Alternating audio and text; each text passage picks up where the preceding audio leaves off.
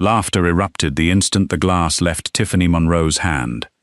Ice-cold Coke splashed across Eleanor Hayes from head to toe, drenching her white shirt, soaking her apron, and dripping from loose strands of chestnut hair that clung to her cheeks. The restaurant seemed to freeze around her. Forks paused halfway to mouths. Conversations died in unfinished sentences. Even the piano player in the corner missed a note. For one endless moment, no one moved. Then Tiffany lifted her phone higher, smiling brightly into the live stream. "Oops," she giggled to thousands of viewers. "Looks like someone needs a diet and a towel." Her friends burst into hysterical laughter. Comments flooded the screen faster than she could read them. "Best prank ever." "She's too slow to dodge it. This is comedy gold." Brandon Pierce leaned back in his chair, applauding as though he had just witnessed a stage performance. "I told you she'd just stand there." More laughter. Someone at another table quietly looked away. Someone else reached for a napkin but hesitated. Nobody wanted to become the next target. Eleanor closed her eyes for a brief second. The Coke was freezing against her skin, but the cold barely registered. Humiliation had its own temperature. She slowly untied her soaked apron, folded it carefully, placed it over one arm. Then she looked directly into Tiffany's phone. Her voice remained calm, almost gentle. "I hope you're ready to explain this to my husband." The room exploded with laughter. A heavy-set businessman nearly choked on his drink. A young couple exchanged amused looks. Even the restaurant manager sighed in frustration, assuming Eleanor had finally snapped under pressure. "A husband?" Brandon laughed. "What is he going to do? Sue us?" Tiffany zoomed the camera closer to Eleanor's face. "Tell him to watch the live stream." Another wave of laughter echoed through the dining room. No one believed her. No one knew that the man she had just mentioned wasn't an ordinary husband. He was Matteo Ricci. The man whose name powerful businessmen whispered only behind closed doors. The man who controlled shipping ports, casinos, freight companies, and enough influence to decide which corporations thrived and which quietly disappeared. And at that very moment, he had no idea his wife was standing alone beneath hundreds of laughing eyes. 6 months earlier, the wedding had taken place before sunrise. No reporters, no photographers, no orchestra. Just 4 witnesses inside a quiet stone chapel overlooking the Atlantic. Matteo Ricci wore a charcoal suit without a single security pin or family crest. For one morning, he wanted to look less like the head of the Ricci syndicate, and more like the man Eleanor had fallen in love with. She arrived wearing an ivory dress she had found in a small bridal boutique. It wasn't custom-made. It wasn't expensive. When Matteo quietly asked why she hadn't chosen something grander, she smiled. "I want to remember how this feels, not how much it cost." That answer stayed with him longer than any wedding vow. The priest completed the ceremony in less than 20 minutes. No headlines announced the marriage. No public records revealed the groom's true position. Only Matteo's attorney, the family physician, and 2 trusted capos knew the truth. To everyone else, the most feared mafia boss on the East Coast remained unmarried. It had been Eleanor's idea. "I don't want people smiling at me because they're afraid of you." She had held both of Matteo's hands as she spoke. "I want people to respect me for who I am." He understood immediately. Or at least, he tried to, because every instinct inside him rebelled against hiding the woman he loved. He had spent years building an empire where loyalty meant survival. Now the only person he truly wanted beside him insisted on remaining invisible. "You know life will be harder," he warned. She nodded. "I've lived a hard life before. I survived it without your name. I'll survive it with your love." There were very few moments in Matteo Ricci's life when words failed him. That was one of them. Instead, he kissed her forehead, then made only one request. "If anyone truly hurts you," his voice became quieter, Promise you'll tell me. Eleanor smiled. Only if you promise not to destroy half the city. For the first time in weeks, the feared mafia boss laughed. It was genuine, warm, almost boyish. I'll try. She narrowed her eyes playfully. No, you'll promise. He pretended to consider the impossible. Finally, I promise. Neither of them realized how difficult that promise would become. Life settled into a rhythm few people could have imagined. Every morning, Eleanor drove herself to Bellissimo Trattoria, the family-owned Italian restaurant where she had worked for nearly 5 years.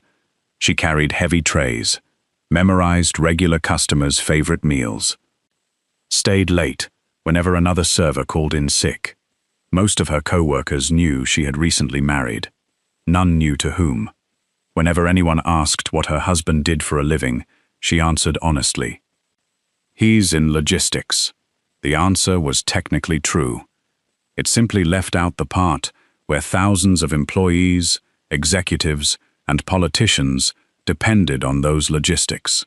Meanwhile, across the city, Matteo attended board meetings surrounded by attorneys, investors, and men who feared disappointing him more than losing millions of dollars.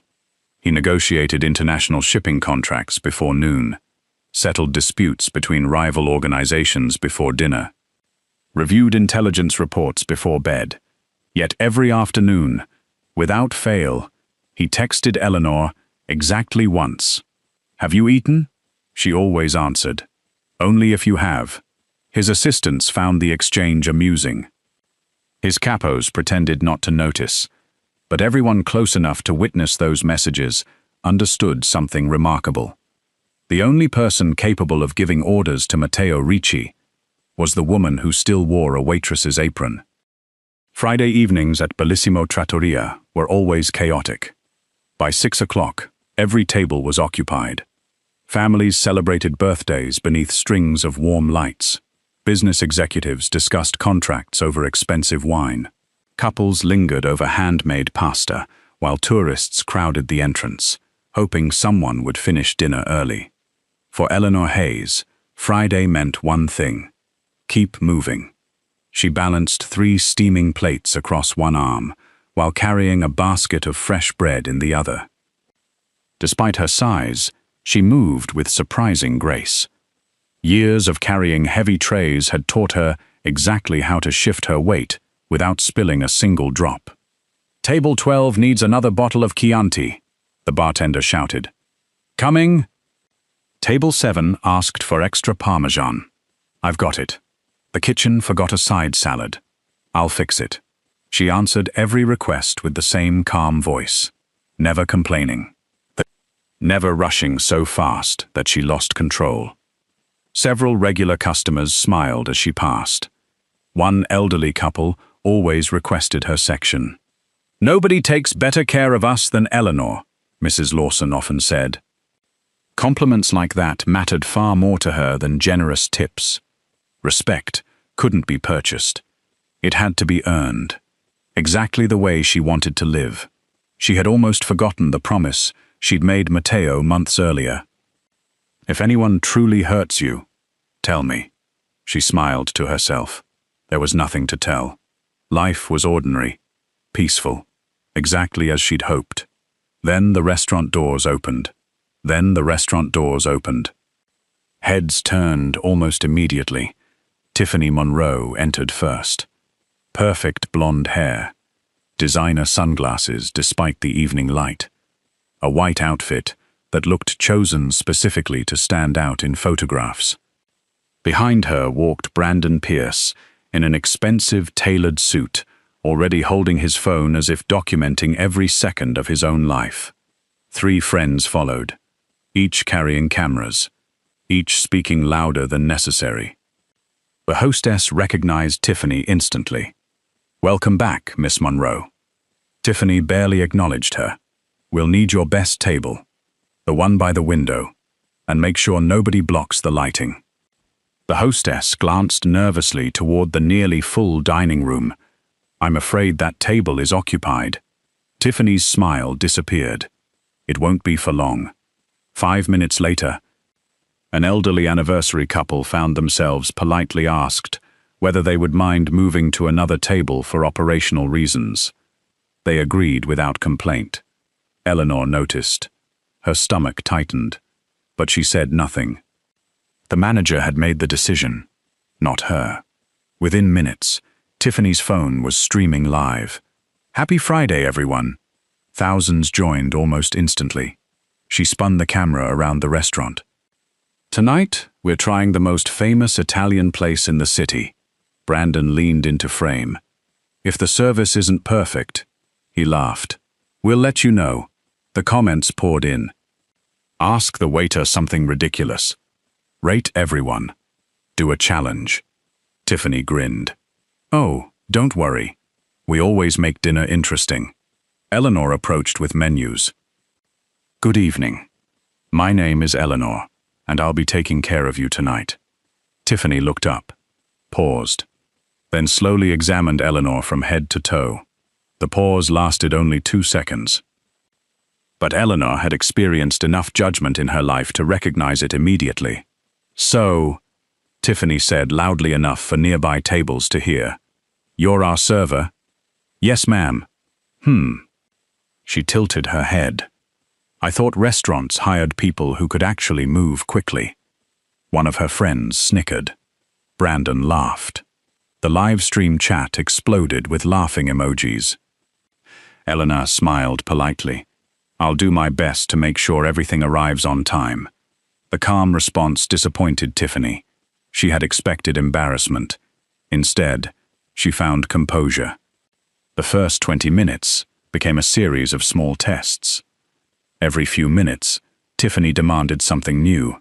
More ice, less ice, a different fork, fresh napkins, a replacement glass, because this one looked wrong.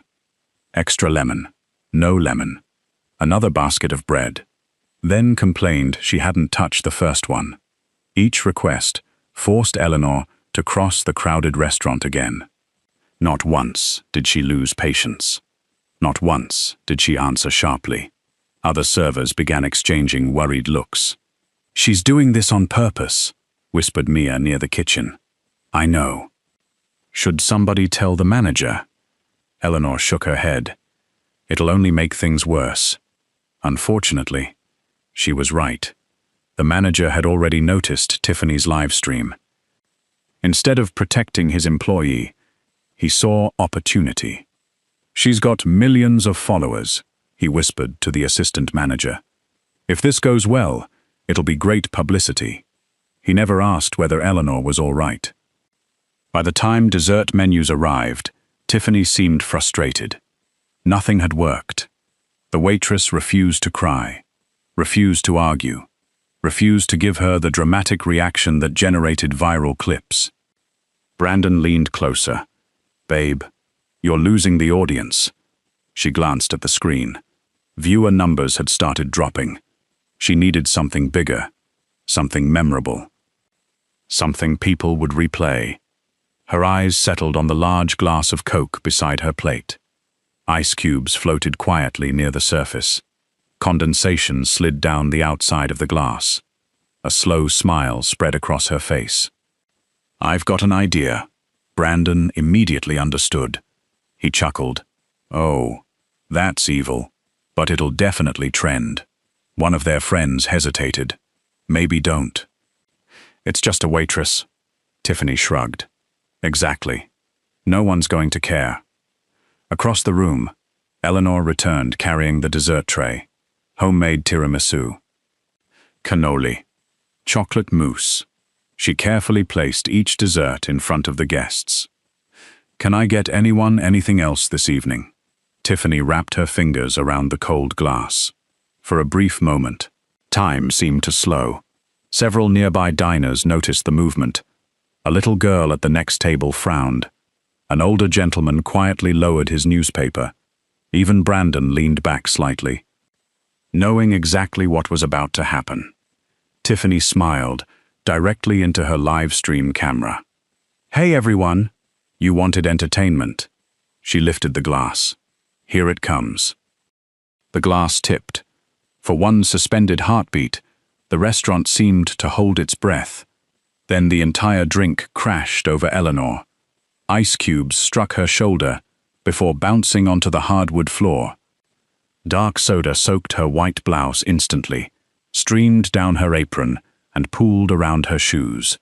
Cold liquid dripped from her hair, across her face, and onto the dessert tray still balanced in her trembling hands.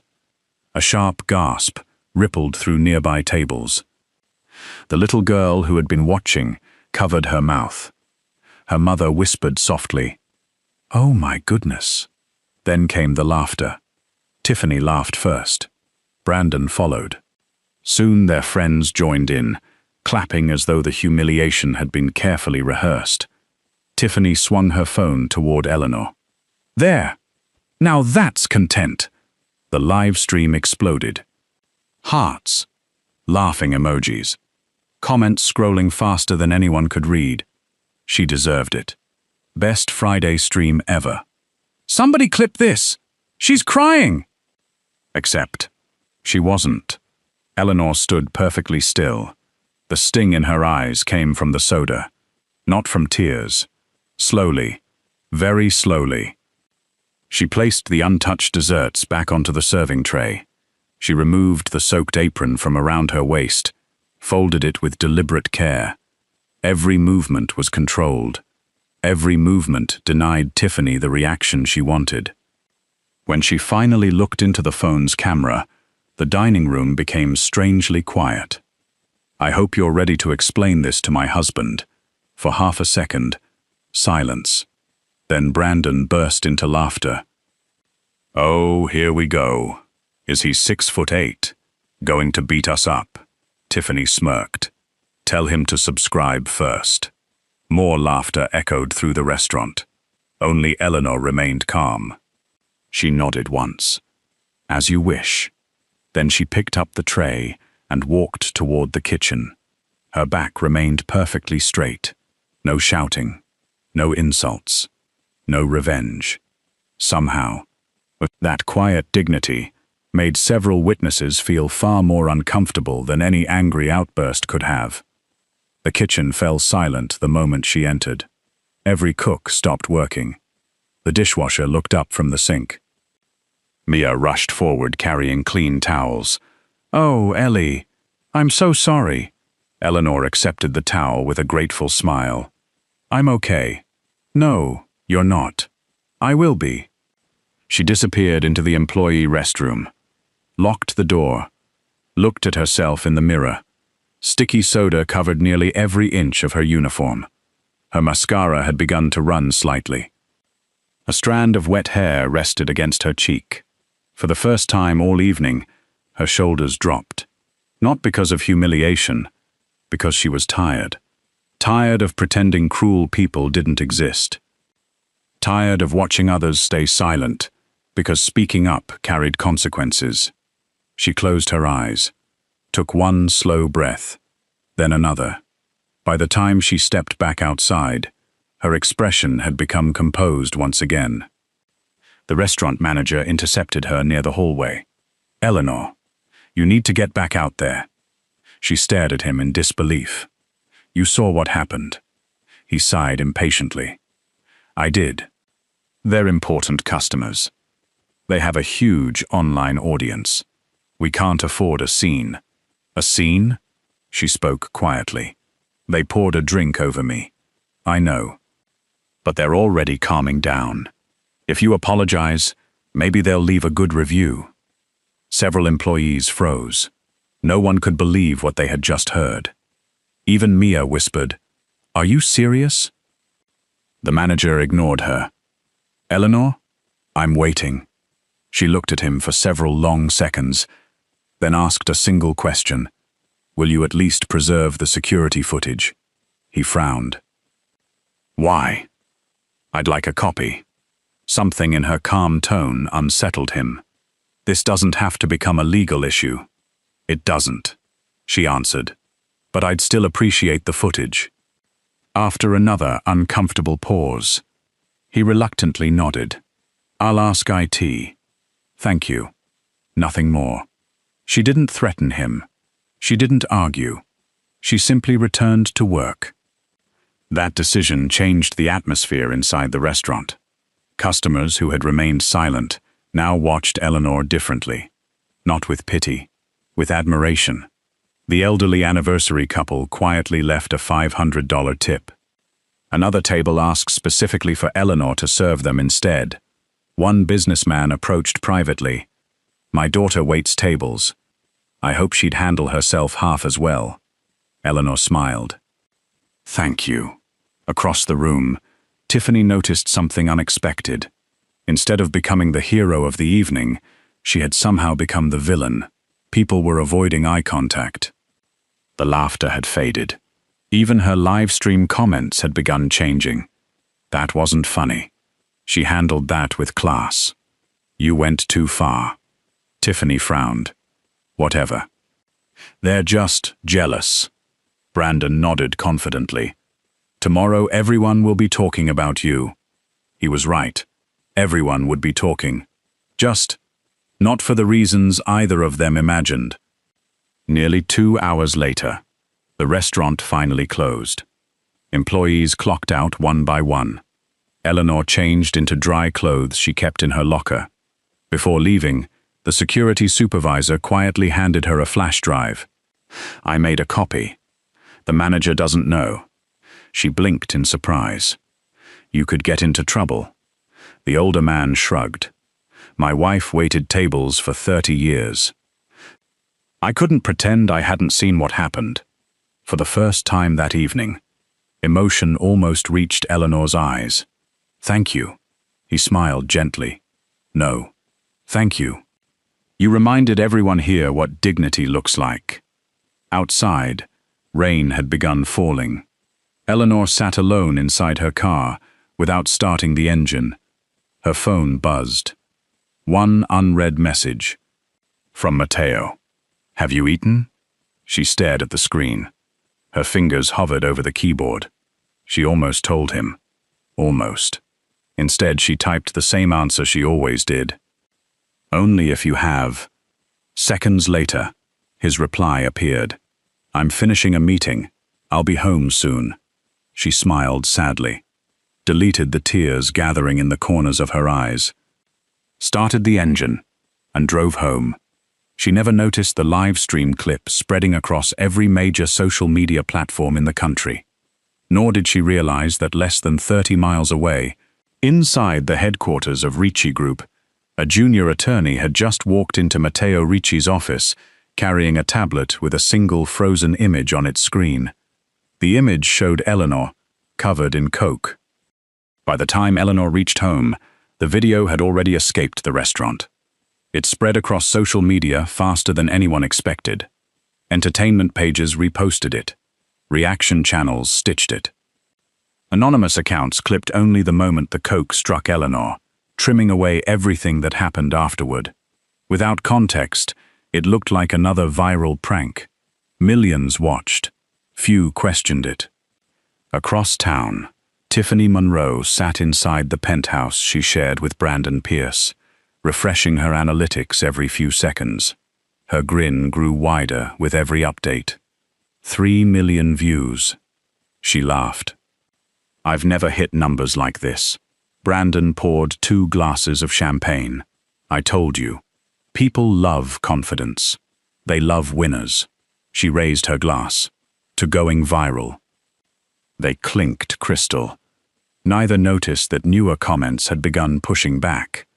"She stayed classier than you." "This isn't funny anymore." "Someone identify the waitress. I'd like to tip her." Tiffany rolled her eyes. "The internet gets emotional over everything." She tapped her screen again. Several sponsors had already sent congratulatory messages, believing the attention would benefit future campaigns. One marketing executive even wrote, "Brilliant engagement. Let's discuss another collaboration next week." Tiffany smiled proudly. "This just made my career." Brandon felt equally untouchable. His own phone buzzed with messages from friends. "Dude, your girlfriend is savage." "You two are legends. When's the next live stream?" He answered every message with exaggerated confidence. Tomorrow would be even better. Tomorrow morning, he would attend the most important investment meeting of his life. His father's real estate company had spent months pursuing financing from Ritchie Group Logistics. If the deal succeeded, their business would expand across the East Coast. His father had repeated the same warning countless times. Be respectful. Ritchie Group values professionalism. Brandon barely listened. As far as he knew, Ritchie Group was simply another massive corporation led by an unusually private CEO. He had never met Matteo Ritchie.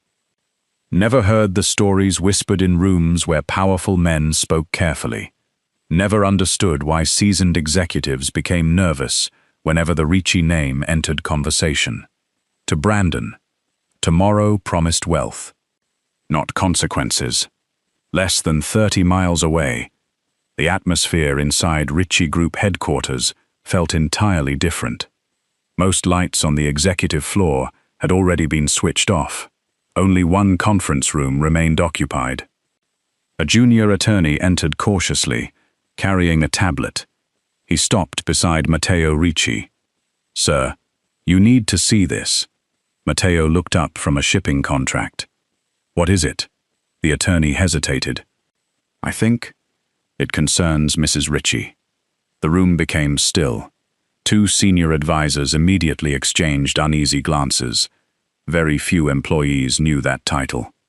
Matteo accepted the tablet without speaking.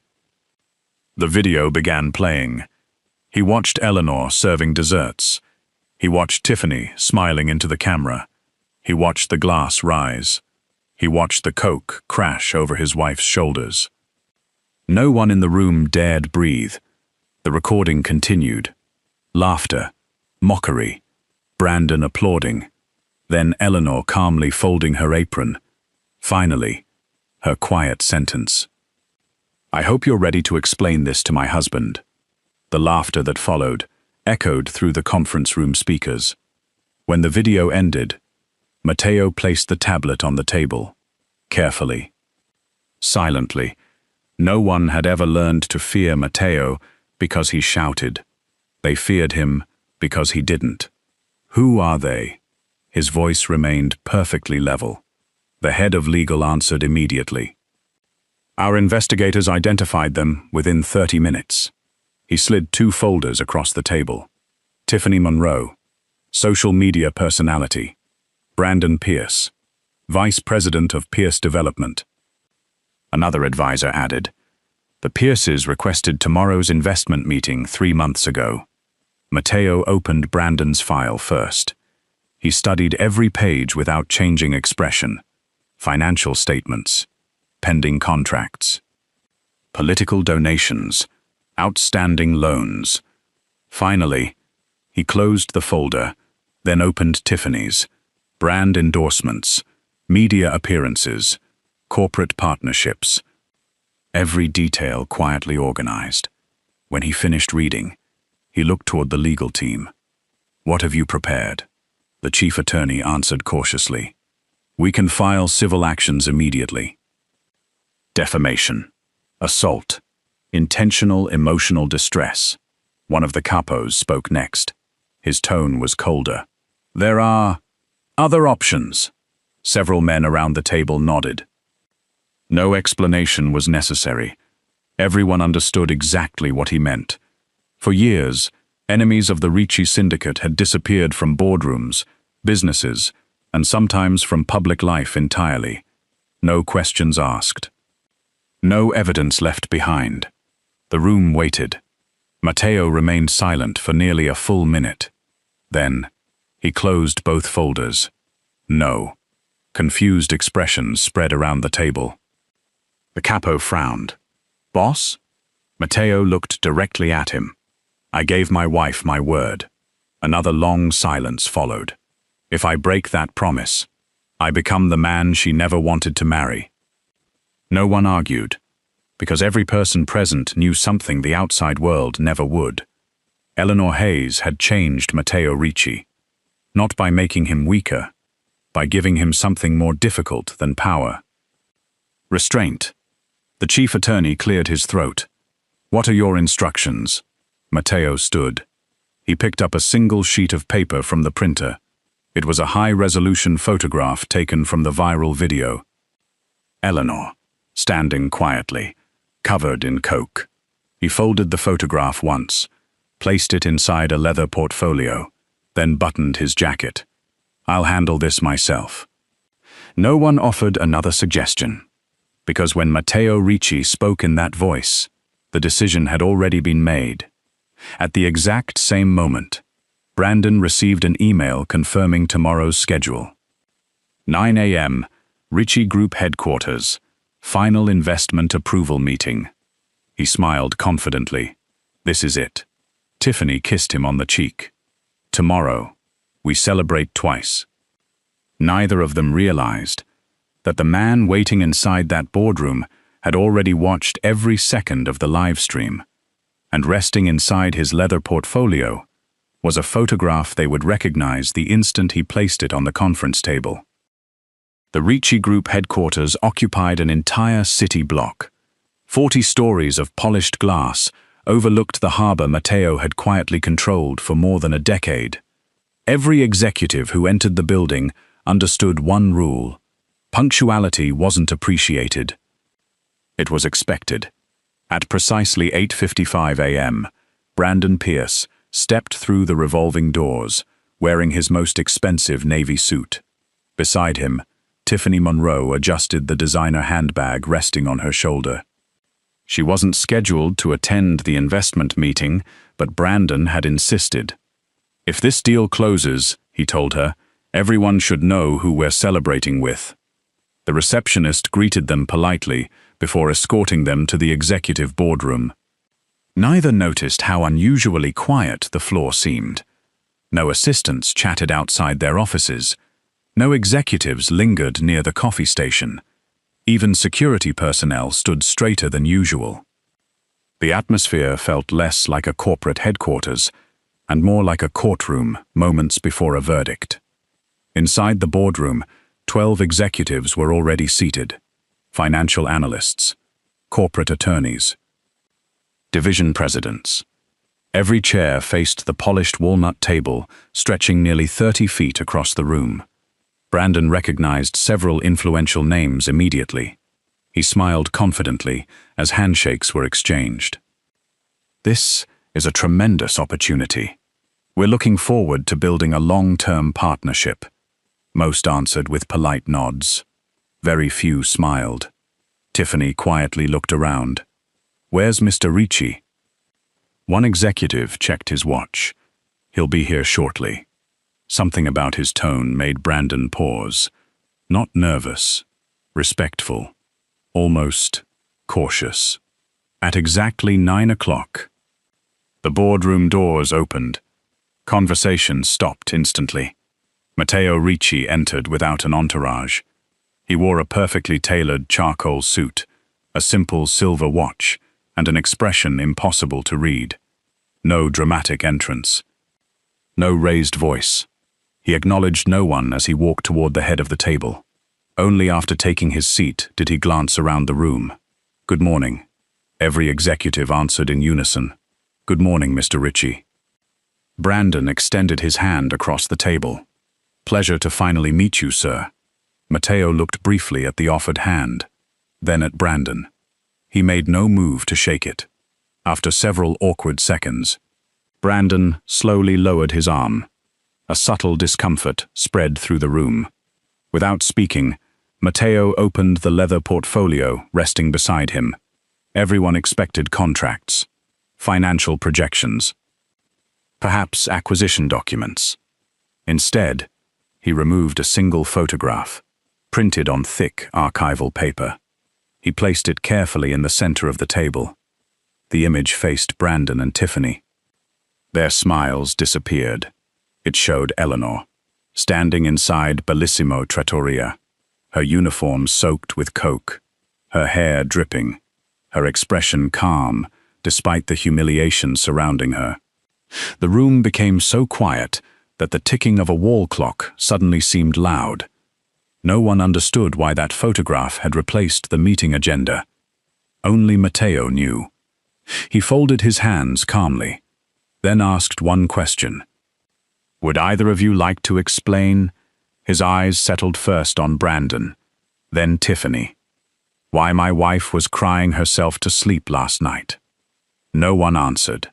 For several seconds, neither Brandon nor Tiffany seemed capable of understanding the sentence they had just heard. Finally, Brandon laughed nervously. "I'm sorry. I think there's been some misunderstanding." Matteo remained silent. Brandon pointed uncertainly toward the photograph. That's the waitress from yesterday." "Yes?" Matteo's reply was immediate. "My wife." The words landed like thunder. One executive slowly removed his glasses. Another lowered his pen. Across the table, the chief legal officer quietly closed the folder he had been preparing to discuss. Nothing inside it mattered anymore. Tiffany stared at the photograph, then back at Matteo. "No," she whispered. "That's impossible." "It isn't." Brandon felt the blood drain from his face. His father had warned him many times that Matteo Ricci valued loyalty above profit. But no one had ever mentioned a wife. He looked desperately toward the executives surrounding the table. Instead of surprise, most wore expressions of quiet understanding, as though they had just witnessed the final piece of a puzzle falling into place. One elderly board member finally spoke. "So, it was Mrs. Ricci." Another executive nodded slowly. "That explains everything." Brandon frowned. "What does that mean?" No one answered him. They didn't need to. The silence itself became an answer. Tiffany forced herself to speak. It was just a joke." She attempted a small laugh. "My audience expects comedy. We never meant to actually hurt her." Matteo regarded her for several long seconds. "When my wife came home," he said quietly, "she told me she'd had a long shift. She didn't mention your names. She didn't ask me to solve her problems." His voice never rose. "She was trying to protect you." That sentence unsettled everyone more than anger would have, because it revealed something none of them expected. Eleanor had chosen mercy. Before Matteo had even known who deserved it, Brandon suddenly leaned forward. "Sir, I had nothing to do with the drink. I didn't pour it. It was Tiffany." Tiffany whipped around. "What? You were laughing. You told me it'd go viral. You encouraged it." Brandon shook his head frantically. "You picked up the glass. I never touched her." Within seconds, the couple who had celebrated together the previous evening began blaming each other across the conference table. Every accusation sounded louder than the last. Every excuse revealed another layer of selfishness. Matteo watched in silence. He didn't interrupt. He didn't need to. People often revealed their true character once fear entered the room. Finally, he raised one hand. Instant silence returned. "I've heard enough." Brandon swallowed hard. "Please. My father spent months arranging this meeting." "I know," Matteo answered. "I also know exactly how much your family needs this partnership." He opened another folder. Inside were the Pierce development contracts. Already prepared. Already reviewed. Already ready for signature. Matteo picked up a fountain pen. Then, very deliberately, he closed the folder again. Without signing a single page, Brandon's face turned pale. He suddenly understood. The meeting was over, and the consequences were only beginning. The silence lingered after Matteo closed the contract folder. Brandon's heartbeat pounded so loudly, he was certain everyone in the boardroom could hear it. He swallowed. "Mr. Ricci, please. My father doesn't even know about what happened. This shouldn't affect our business." Matteo looked at him without anger. "Business," he repeated quietly, "is built on judgment. If someone lacks the judgment to respect a stranger with no power," he paused, "how can I trust that person with millions of dollars?" No one challenged the logic. Several executives lowered their eyes. They had negotiated with Matteo for years. They knew he rarely spoke more than necessary. When he did, every sentence became a decision. Matteo slowly stood. "I won't ruin your lives." Relief flashed across Brandon's face. Then Matteo continued, "But neither will I reward your character." He slid the unsigned contract back toward the legal department. "Effective immediately. Ricci Group will terminate all negotiations with Pierce Development. Current supplier agreements will conclude according to law. No renewals.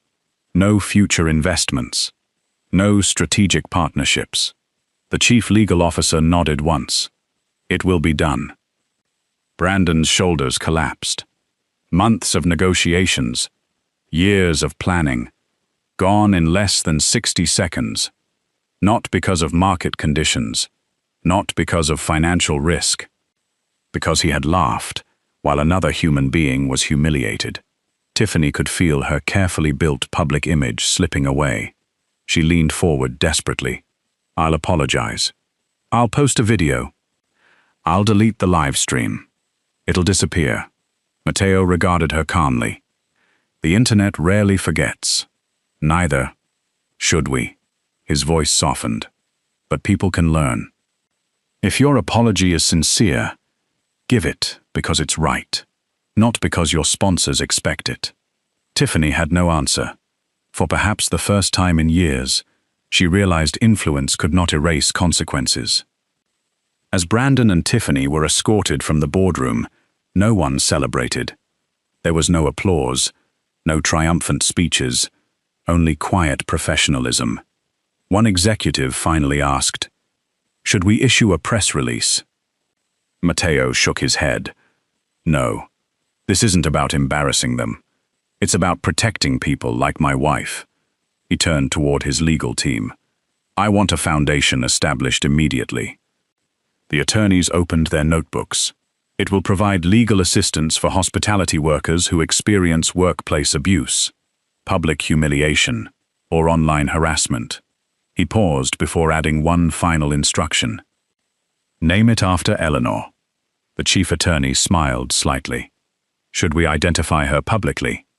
Matteo looked toward the harbor outside the glass windows. "No, not yet.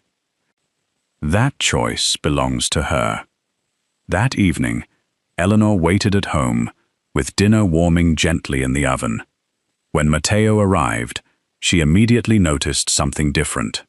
Not anger, peace. "You found out," she said softly. He nodded. "I watched the video." She looked down. "I'm sorry." He stepped closer. "The only person who deserves an apology is you." For several moments neither spoke. Then Eleanor reached for his hand. "You promised." "I remember." "You didn't hurt them." "No." She searched his face carefully. "You really didn't." He smiled for the first time that day. "I protected my wife, without becoming someone she'd be ashamed of." Tears finally reached Eleanor's eyes. Not from pain. From relief. She wrapped her arms around him. "You kept your promise." He rested his forehead against hers. "You taught me how." The following weeks transformed lives in ways no one expected. Sponsors quietly ended contracts with Tiffany Monroe, not because she had lost followers. Ironically, her audience continued growing, but companies no longer wanted their brands associated with public cruelty. Several longtime friends distanced themselves. Interview invitations disappeared. The attention she had once celebrated became a daily reminder of a single terrible decision. Eventually, she released a public apology. There were no dramatic tears, no excuses, only a simple admission.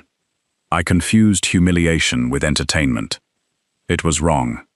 Some people accepted it. Others never would."